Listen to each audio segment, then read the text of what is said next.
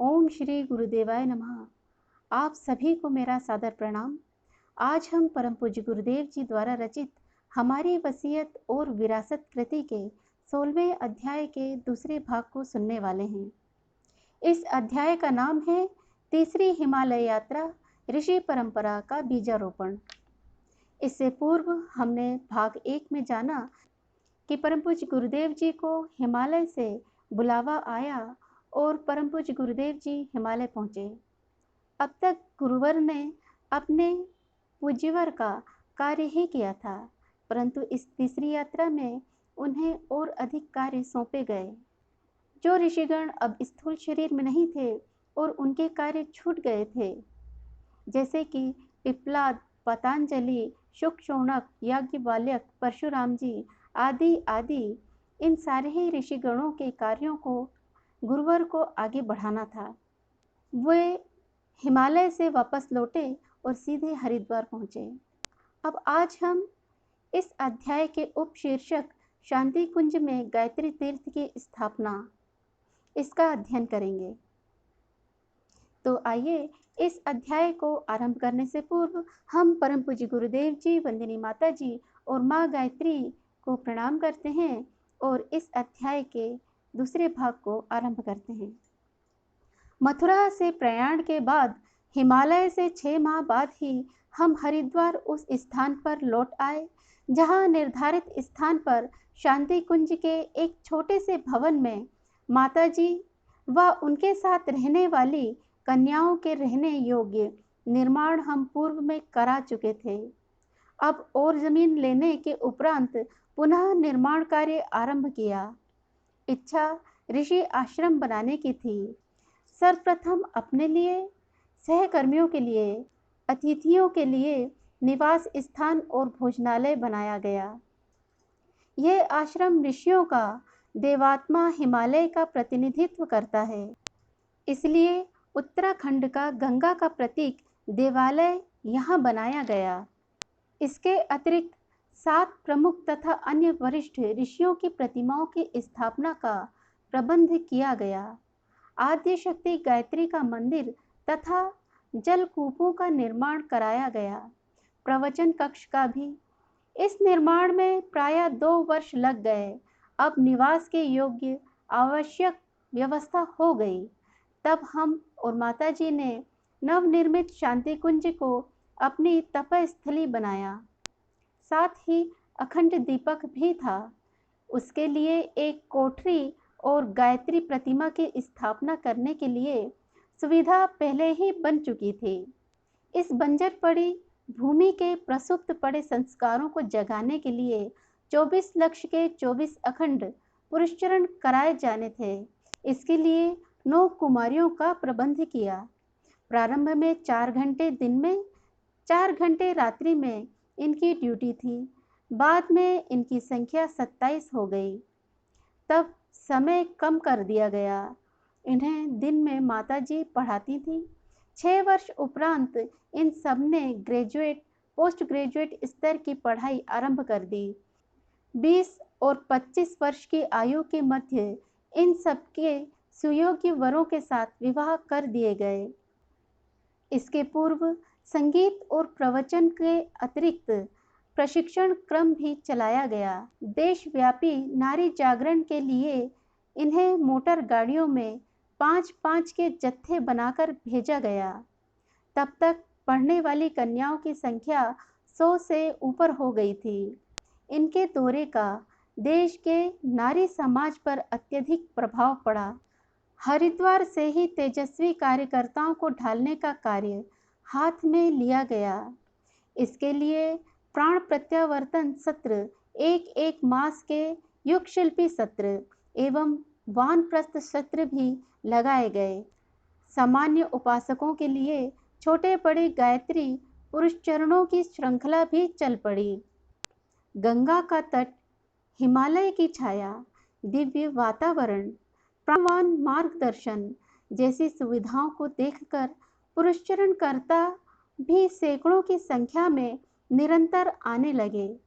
पूरा समय देने वाले वानप्रस्थों का प्रशिक्षण भी अलग से चलता रहा। दोनों प्रकार के साधकों के लिए भोजन का प्रबंध किया गया। यह नई संख्या निरंतर बढ़ती जाने लगी।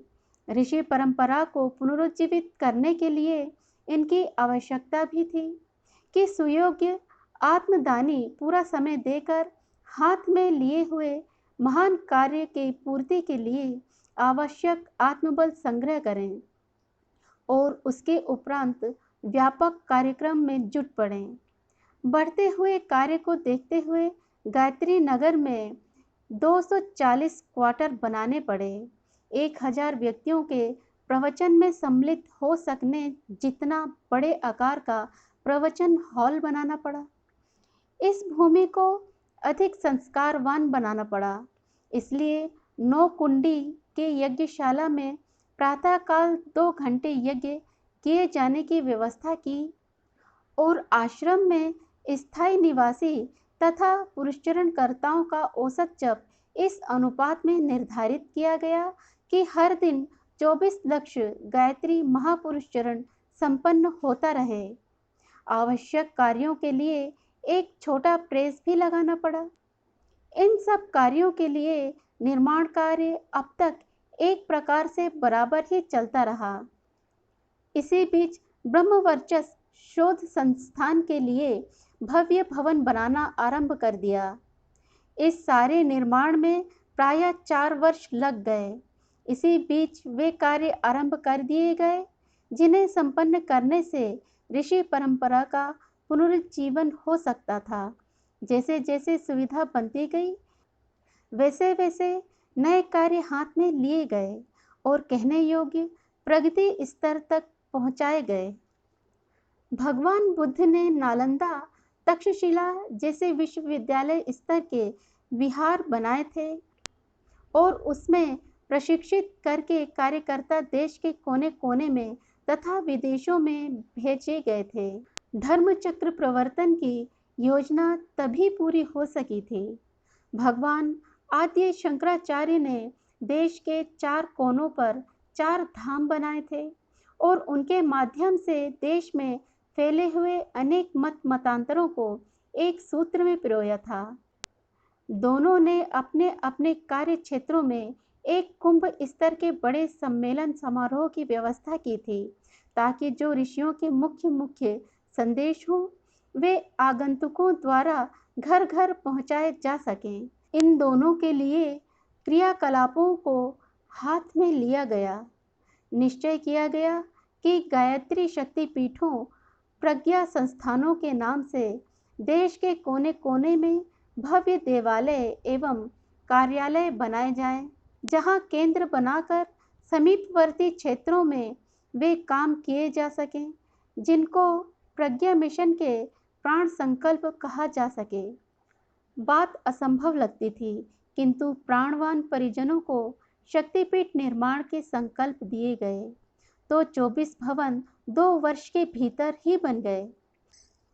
उस क्षेत्र के कार्यकर्ता उसे केंद्र मानकर युग चेतना का आलोक वितरण करने और घर घर अलग जगाने का काम में जुट पड़े। यह एक इतना बड़ा और इतना अद्भुत कार्य है जिसकी तुलना में ईसाई मिशनरियों के द्वारा किए गए निर्माण कार्य भी फीके पड़ जाते हैं।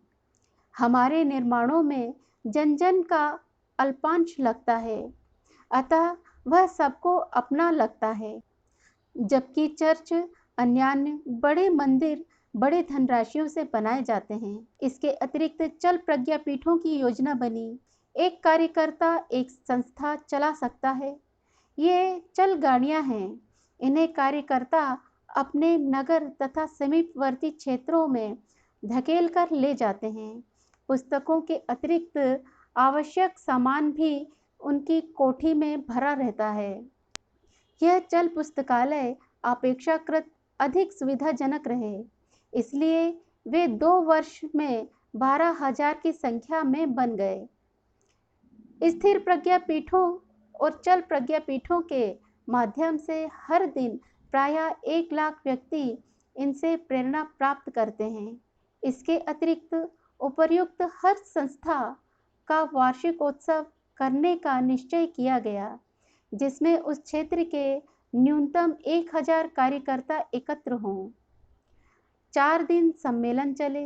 नए वर्ष का संदेश सुनाने के लिए हरिद्वार के प्रचारक मंडलियां कन्याओं की टोलियों के समान ही भेजने का प्रबंध किया गया, जिसमें 4 गायक और 1 वक्ता भेजे गए। 5 प्रचारकों की टोली के लिए जीप गाड़ियों का प्रबंध करना पड़ा, ताकि कार्यकर्ताओं के बिस्तर, कपड़े, संगीत उपकरण, लाउड स्पीकर आदि सभी सामान भली प्रकार जा सके। ड्राइवर भी अपना ही कार्यकर्ता होता है, ताकि वह भी छठे प्रचारक का काम दे सके। अब हर प्रचारक को जीप व कार ड्राइविंग सिखाने की व्यवस्था की गई, ताकि इस प्रयोजन के लिए बाहर के आदमी न तलाशने पड़े।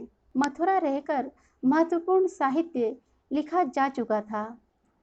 हरिद्वार आकर प्रज्ञा पुराण का मूल उपनिषद पक्ष संस्कृत व कथा टीका सहित हिंदी में 18 खंडों में लिखने का निश्चय किया गया। 5 खंड प्रकाशित भी हो चुके। इसके अतिरिक्त एक फोल्डर 8 पेज का नित्य लिखने का निश्चय किया गया, जिसके माध्यम से सभी ऋषियों की कार्य पद्धति से सभी प्रज्ञाओं को अवगत कराया जा सके और उन्हें करने में संलग्न होने की प्रेरणा मिल सके। अब तक इस प्रकार के 400 फोल्डर लिखे जा चुके हैं।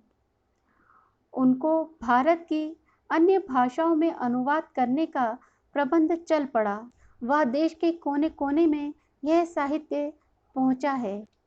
देश की सभी भाषाओं और सभी मत मतांतरों को पढ़ने और उसके माध्यम से हर क्षेत्र में कार्यकर्ता तैयार करने के लिए एक अलग भाषा एवं धर्म विद्यालय शांति कुंज में बनकर तैयार हुआ है और ठीक तरह चल पड़ा है। उपर्युक्त कार्यक्रमों को लेकर जो भी कार्यकर्ता देशव्यापी दौरा करते हैं, वे मिशन के प्रायः 10 लाख कार्यकर्ताओं में उन क्षेत्रों में प्रेरणाएं भरने का काम करते हैं जहां वे जाते हैं। उत्तर प्रदेश, राजस्थान, बिहार, मध्य प्रदेश, हिमाचल प्रदेश, हरियाणा, महाराष्ट्र, गुजरात एवं उड़ीसा, इन क्षेत्रों में संगठन पूरी तरह सुव्यवस्थित हो गए हैं। अब देश का जो भाग प्रचार क्षेत्र में भाषा व्यवधान के कारण सम्मिलित करना नहीं पड़ा है, उन्हें भी एकाध वर्ष में पूरी कर लेने की योजना है। प्रवासी भारतीय प्रायः 74 देशों में बिखरे हुए हैं। उनकी संख्या भी 3 करोड़ के करीब है। उन तक व अन्य देशवासियों तक मिशन के विचारों को फैलाने की योजना बड़ी सफलतापूर्वक आरंभ हुई। आगे चलकर कई सुयोग्य कार्यकर्ताओं के माध्यम से कई राष्ट्रों में प्रज्ञा आलोक पहुंचाना संभव बन पड़ेगा। कदाचित ही कोई देश अब ऐसा शेष रहा हो जहां प्रवासी भारतीय न रहते हो और मिशन का संगठन न बना हो। ऊपर की पंक्ति में ऋषियों की कार्य पद्धति को जहां जिस प्रकार व्यापक बनाना संभव हुआ है, वहां उसके लिए प्रायः 1000 आत्मदानी कार्यकर्ता निरंतर कार्यरत रहकर काम कर रहे हैं। इसके लिए ऋषि जमदाग्नि परंपरा का गुरुकुल आरण्यक यहाँ नियमित रूप से चलता है। चरक परंपरा का पुनरुद्धार किया गया है। दुर्लभ जड़ी बूटियों का शांति कुंज में उद्यान लगाया गया है और उनमें हजारों वर्षों में क्या अंतर आया है, यह बहुमूल्य मशीनों से जांच पड़ताल की जा रही है। एक औषधि का एक बार में प्रयोग करने की एक विशिष्ट पद्धति यहाँ क्रियान्वित की जा रही है, जो अत्यधिक सफल हुई है। युग शिल्पी विद्यालय के माध्यम से सुगम संगीत की शिक्षा हजारों व्यक्ति प्राप्त कर चुके हैं और अपने अपने यहाँ ढपली जैसे छोटे माध्यम के द्वारा संगीत विद्यालय चलाकर युग गायक तैयार कर रहे हैं। पृथ्वी अंतर्ग्राही वातावरण से प्रभावित होती है, उसकी जानकारी अत्यंत महत्वपूर्ण है। हर 5 वर्ष पीछे ज्योतिष गणना को सुधारने की आवश्यकता होती है। आर्यभट्ट की इस विद्या को नूतन जीवन प्रदान करने के लिए प्राचीन काल के उपकरणों वाली समग्र वेधशाला विनिर्मित की गई है और नेपच्यून, प्लूटो, यूरेनस ग्रहों के वेद समेत हर वर्ष दृश्य गणित पंचांग प्रकाशित होता है। यह अपने ढंग का एक अनोखा प्रयोग है। आज के लिए केवल इतना ही। इसके आगे हम फिर मिलेंगे और इस अध्याय का हम आगे अध्ययन करेंगे। यदि इस अध्याय का अध्ययन करते समय मुझसे कहीं कोई भूल या चूक हो गई है या आपको किसी कारणवश कोई असुविधा पहुंची है तो कृपया मुझे क्षमा कीजिएगा। और यदि आपको मेरा ये चैनल पसंद आता है तो इसे आप लाइक करें, शेयर करें, सब्सक्राइब करें। साथ ही बेल आइकन के बटन को प्रेस करके ऑल पर क्लिक करना बिल्कुल न भूलें ताकि हमारे सारे ही नोटिफिकेशंस आपको समय पर उपलब्ध हो सकें। परम पूज्य गुरुदेव जी ने ऋषिगणों की कार्य पद्धति को न केवल आगे बढ़ाया अपितु उनके दी गई शिक्षाओं को भी आगे बढ़ाया। मानव समाज में मानवता के गुण को प्रोत्साहित किया, व्यक्तित्व के विकास में अद्भुत कार्य को संचालित किया है। ऐसे ही व्यक्तित्व विकास में हम भी उनके सहायक बने। अधिक न सही तो कम से कम हम अपने घरों में अपने परिजनों के व्यक्तित्व को निखारें तो धीरे धीरे यह समाज अपने आप ही बदल जाएगा और इस समाज के बदलने से युग भी बदल जाएगा। ये बात मेरी एक बहन ने मुझसे कही थी तो आज मैंने वही बात आपके सामने दोहराई है। तो आज के लिए केवल इतना ही। अगली वीडियो के आने तक आप सभी मुझे आज्ञा दें। तब तक के लिए आप सभी को मेरा सादर प्रणाम।